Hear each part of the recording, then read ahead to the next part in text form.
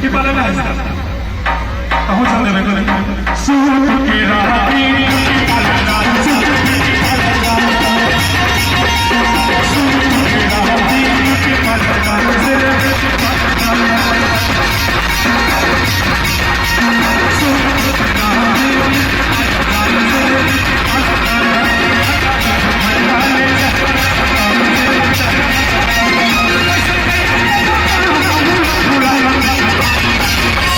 आजकल की सही बात है भैया हम शादी नहीं हुए तो नहीं जाना था लेकिन कुछ लेने के जाऊँगा ब्यूटी पार्लर कितना टाइम लेते हैं नहीं मिलता तो हम तो लगे कि हमने ज़्यादा सबको कहा था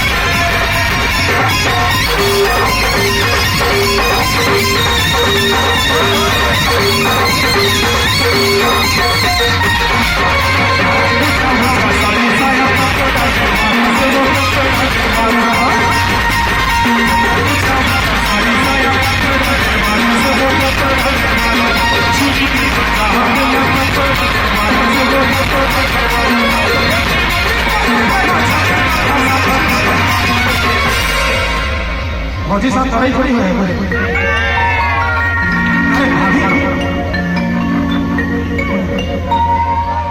अच्छा ठीक है फौजी साहब खड़ी खड़ी तो थोड़ी अच्छा तो बाहर पर है अभी आ